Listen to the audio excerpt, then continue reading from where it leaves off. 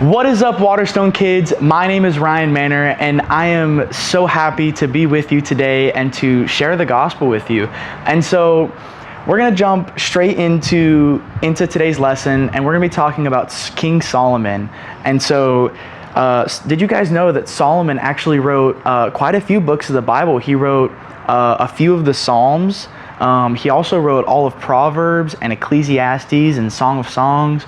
And today we're going to be looking in Ecclesiastes. And another interesting thing about Solomon was that he was known as the wisest person in biblical times, or actually in all of the earth. Solomon was known as the wisest and richest person ever. Think of like the richest person you may know now, or even the wisest person you may know now, and like double that. Like King Solomon had it all. And this was back in biblical times even. So going into today's lesson, we're going to be in Ecclesiastes. We're going to be in Ecclesiastes chapter 1, and we're going to start off right at the beginning. And what Solomon says is really interesting. He starts off by saying, "Everything is meaningless," says the teacher, completely meaningless. Now hang on, wait, this is a really bad start. This is the wisest guy, and he's saying everything is meaningless? Well, let's think of the context here. So what is Solomon talking about?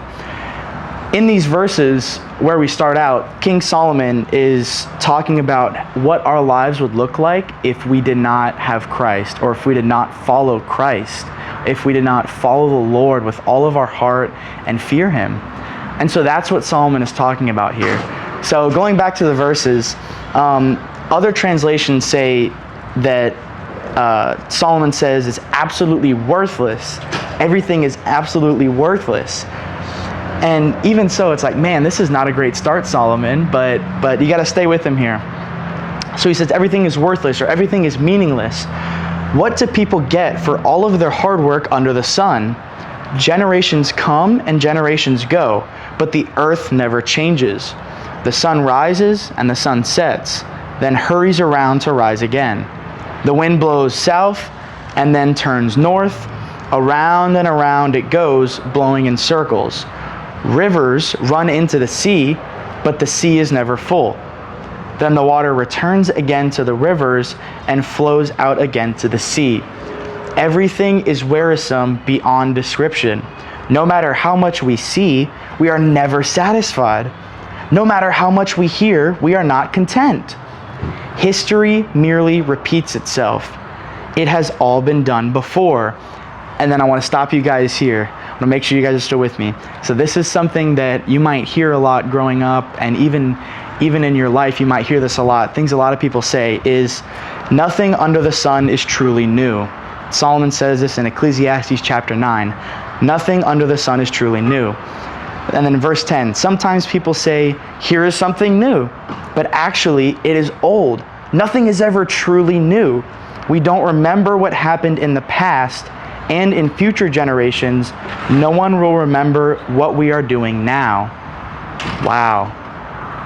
So I just read Ecclesiastes chapter 1, verses 2 through 10. I encourage you guys to read more about it, but that's all I'm going to read in this video.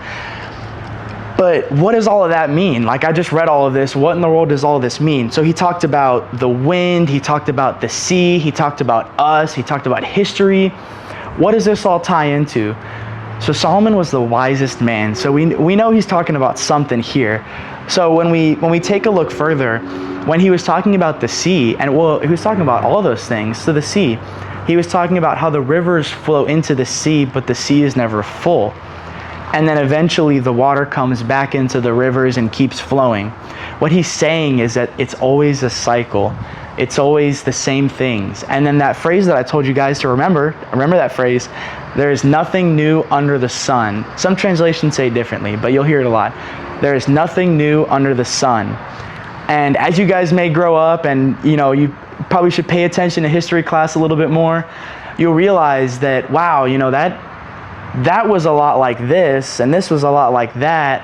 And you'll really start to see what Solomon is talking about here, that there is nothing new under the sun. It all just has a new skin. It's all like, maybe the nose looks different, or maybe like the ears look different, but it's all the same thing. And so that's what Solomon is talking about here. And but what is he really trying to say? Like, okay, Solomon, nothing new. All right, great. Let's move on. No, what Solomon is saying, if we go back to the beginning when he says everything is absolutely worthless or meaningless, whatever your translation says, why did he start out with that? It's because he wanted to warn us of what will happen when we do not follow the Lord. He was so wise and he was so rich. This guy he was the richest guy ever to exist. That's how he was described. So he literally had everything. Can you guys imagine if you had everything ever? This guy had it. And because he was in that position, he tells us this in Proverbs and in Ecclesiastes, and he tells us in the Bible stories that he wrote, that all of that stuff doesn't compare to what he has with the Lord and his life with the Lord. And so I want to encourage you guys with that. As someone, take note of someone who's been there, of someone who has had all of the money in the entire world. And he's telling us here, he says it's worthless and it's meaningless when it is compared to the glory of God and the importance of our hearts and our role and our relationship with Jesus. So that is what Solomon is trying to say here today. And I really want you guys to really just grasp that. So I want to leave you guys with something before I go. Open up the word of Ecclesiastes, maybe even Proverbs, sometime this week. Really look on a few verses or maybe even one verse. Some people call it a proverb. You could look at a proverb, so just like a verse or two. And then come find a student leader, or come find a leader on Sunday morning. Find me, find Jordan, whoever else it may be. Come find one of us and share with us the verse that you found and the verse that you like. So that's all I have for you guys today, and I hope that you guys have a wonderful rest of your week. Bye!